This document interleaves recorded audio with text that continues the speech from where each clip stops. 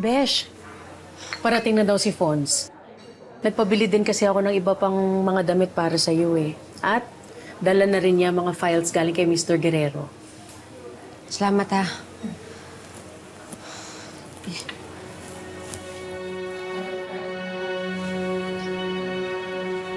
Vanessa, anong iniisip mo?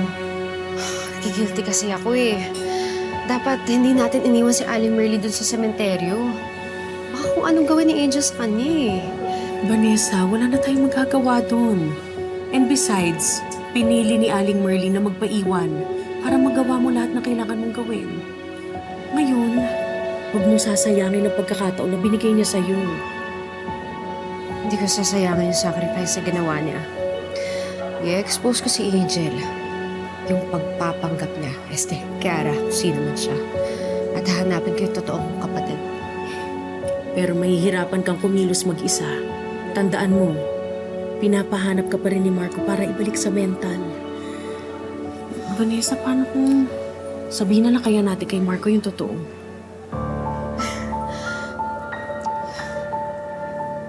Kaya lang kapag nalaman ni Marco yung totoo, di kaya mag-iba yung kilos niya kapag kaharap na si Angel.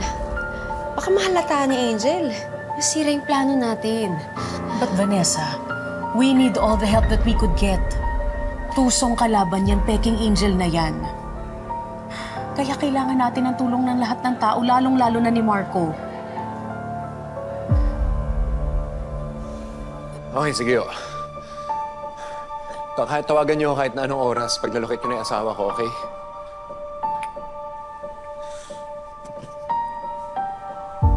Kuya, kumalma ka naman. Paano ako kakalma, Angel? Hindi ko nga mahanap yung asawa ko eh. Hindi ko alam kung kumakain pa ba siya, kung may masisilungan ba siya.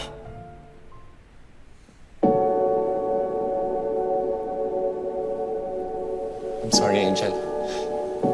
Just under a lot of stress right now. Hindi kuya, naiintindihan ko.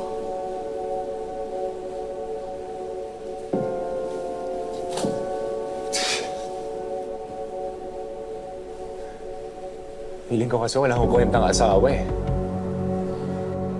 Napaka-inutil ko. Wala man lang akong magawa para mahanap siya, para maprotektahan siya.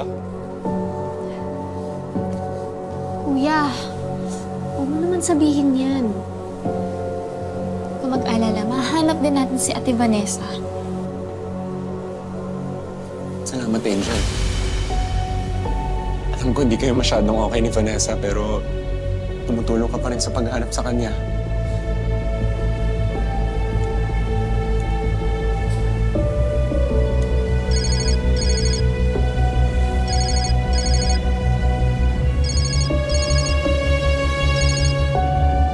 Hello?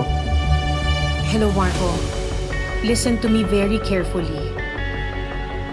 Una, meron ka bang kasama dyan? Lalong-lalo na si Angel. If so, just say yes. Look, I don't have time for games. Just tell me what this is all about.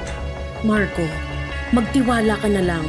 May importante akong kailangan sabihin sa'yo tungkol kay Vanessa. At walang ibang pwedeng makaalam, especially Angel. Kaya uulitin ko. May kasama ka ba dyan? Yes. Okay, then I'll make this short. Puntahan mo ako dito ngayon sa Sundown Cafe. At walang ibang pwedeng makaalam nito. Make sure din na walang nakasunod sa'yo. Okay, sige. I'll be there.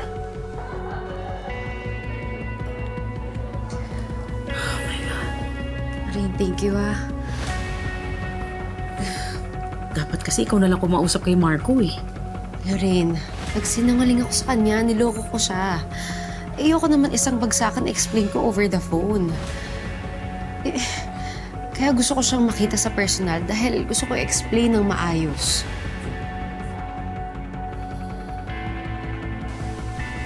Kuya, sino yung tumawag sa'yo?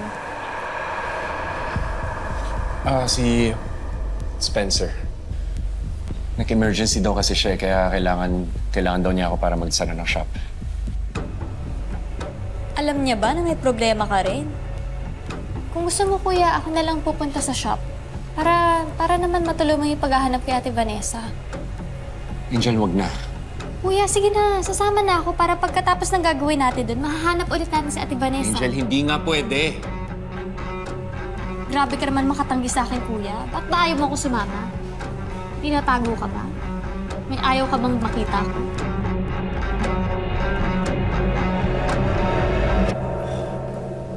Sorry, Angel, napagtasa kita ng boses. Like what I've said, sobrang stress ko lang talaga ngayon. Sorry din, kuya, kung naging makulit ako. Concerned lang naman kasi talaga ako. Gusto ko lang talaga makatulong sa paghahanap kay ate. Mabuti pa, ako na lang pupunta sa shop. Dito ka na lang. Bantayan mo na lang si Mikay for me, please. Kakusapin ko si Lexi para samahan ka. Sige, ako nang bahala kay Mikay. Thank you, Angel.